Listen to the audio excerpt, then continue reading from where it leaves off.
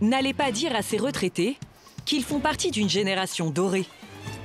Christian a travaillé toute sa vie de nuit dans un centre de tri de la Poste. Sa femme, Nicole, était commerciale chez Orange. Sa pension nette est de 1 600 €.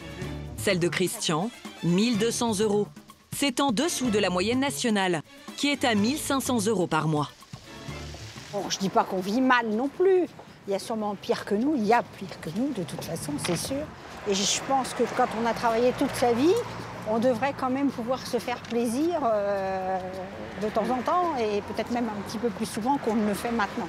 On est obligé de serrer la ceinture d'année en année, c'est, je dirais, un cran tous les ans. Est-ce que ça s'arrêtera un jour? Moi, j'y crois pas. Je n'y crois pas. La pension des retraités n'a quasiment pas bougé depuis 2013. Mais je vais prendre de la moche, là. Non, t'aimes pas. Pour Christian, seulement 31 € d'augmentation en 5 ans. Mais comme les prix étaient stables, ça allait encore. Or, depuis cet été, tout augmente. L'inflation a atteint en octobre 2,2%, du jamais vu depuis 2012. Ce qui augmente le plus, les produits frais, plus 7% sur un an. Vous avez de la bavette, de la loyo? Sur tout ce qui est filet, enfin les bons morceaux, ça a augmenté, c'est sûr. Là, je prends 2 steaks pour nos midis, vite fait, mais sinon, oui, je fais plus de ragoût, de plats cuisinés, plus que des tranches. 23,55. Ah oui, quand même, hein? Et Nicole n'est pas la seule à s'étonner des prix. Tous les clients de ce boucher râlent. La vie est tellement chère un peu partout. Oui, ça resserre, c'est comme partout. Hein. Si on disait le contraire, c'est qu'on serait des menteurs. Hein. Ben, bon, faut faire avec, alors on essaye de faire des promotions, des choses comme ça, et puis voilà. Plus encore que chez le boucher, c'est chez le primeur que les prix s'envolent. Pour les légumes, plus 9%.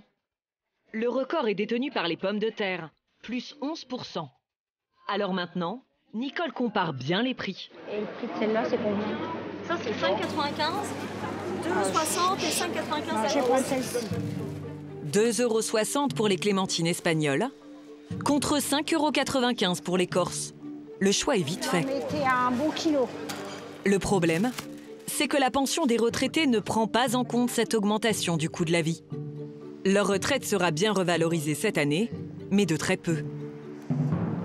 On devait avoir les 0,30% d'augmentation au 1er octobre, comme c'était prévu. Il paraît que c'est repoussé au 1er janvier. Et 0,30, est-ce que c'est suffisant comme augmentation? Par rapport à l'inflation, c'est nettement... Surtout que maintenant, on a une inflation qui était, je crois, il y a 2-3 mois, à 1,7. Ça sera certainement encore supérieur à la fin de l'année. Donc, on est en deçà des comptes. À eux deux, ils toucheront 8 € de plus par mois. Pas de quoi compenser la hausse des prix, ni celle de la CSG. Car cerise sur le gâteau, le couple fait partie des 60% de retraités dont la pension a baissé à cause de cette taxe. Mais ça évolue dans le négatif. Parce que l'an dernier, j'étais à 1222,78. Là, je me retrouve cette année à 1188,99. 34 € de perdu pour Christian et 39 pour Nicole. Cela fait 73 € en moins chaque mois. À l'année, leur pension va donc diminuer de 880 € à cause de la CSG. Ils ne comprennent pas pourquoi c'est aux retraités comme eux de financer l'augmentation de salaire des actifs. Avant, c'était peut-être le cas qu'on puisse aider les salariés, mais maintenant, vu les petites retraites qu'il y a et qu'on pompe toujours sur les mêmes, bah forcément, voilà. Je le comprends. Je me plains pas par rapport à certaines gens que je connais. C'est logique, mais disons qu'au bout d'un moment, ça use. Ça use. Si les retraités sont mis à contribution, c'est que le niveau de vie de cette catégorie est de 5% supérieur à celui du reste de la population. Nicole et Christian le reconnaissent. La vie était plus facile quand ils étaient encore actifs. Dans les années 70, ça a été le grand boom. Il y avait le travail qui était là, la vie, les salaires étaient nettement supérieurs, heureusement. Mais en ce moment, tout ce qu'on a gagné, pour moi, on est en train de le reperdre. Et ça va très vite. Ça va très vite. De la petite retraite, pour eux, c'est quoi? Je voudrais savoir ce que c'est. Parce qu'ici, ils trouvent qu'avec 1 200 € par mois, on peut faire de l'extra. Non, je suis désolée, on peut pas. Leur chance, ils n'ont pas de loyer à payer. Comme les 3/4 des retraités, ils sont propriétaires. Christian et Nicole doivent toutefois assumer beaucoup de charges. Alors je tiens, voilà, tout est au jour le jour. Aujourd'hui, il me reste 3 134 €. Pour faire le mois. Ouais. Ça peut paraître beaucoup, mais Christian garde toujours un matelas de 2 000 € sur un compte personnel. Aujourd'hui, il peut nous arriver un gros pépin, on est à l'abri de rien, hein. Donc c'est de l'argent qui est en réserve. En fin d'année, il y a un poste qui fait mal, les impôts. À commencer par la taxe foncière, 1 189 €. Cela correspond au montant de la pension de Christian, à 1 centime près. Il y a aussi la taxe d'habitation et les impôts sur le revenu. Au total, 3 900 € d'impôts cette année. Cela représente 11% de leurs revenus. De plus, avec l'âge, les retraités comme Christian et Nicole doivent faire face à des frais qui explosent, ceux de la santé. Bonsoir.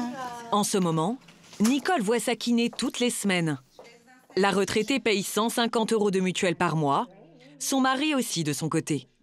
C'est 2 fois plus cher que pour un salarié. Ça, c'est douloureux ou pas? Non. Ça fait rien du tout? Non, ça va. D'accord. Nicole n'a rien à débourser. Sa mutuelle prend tout en charge. Mais les retraités ont beau payer plus cher leur complémentaire santé, ils sont globalement moins bien remboursés que les actifs. L'an dernier, Christian s'est fait opérer d'un cancer de la prostate. Et la mutuelle n'a pas suffi à couvrir les honoraires du chirurgien. J'ai payé 1 300 € de dépassement d'honoraires. Et sur les 1 300 €, j'ai été remboursé dans les 700 €. Christian en a eu pour 600 € de sa poche. Mais ce qui l'agace surtout, c'est le déremboursement de certains médicaments. Comme celui contre la tension artérielle qu'il prend tous les jours. Bonjour madame.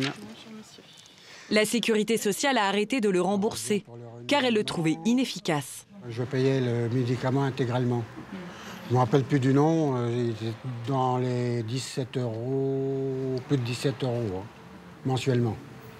Et j'ai arrêté à cause de ça. Celui-ci, c'est justement le Ouais, on médicament le qui est marquait pas, remboursé. Christian prend maintenant un équivalent remboursé.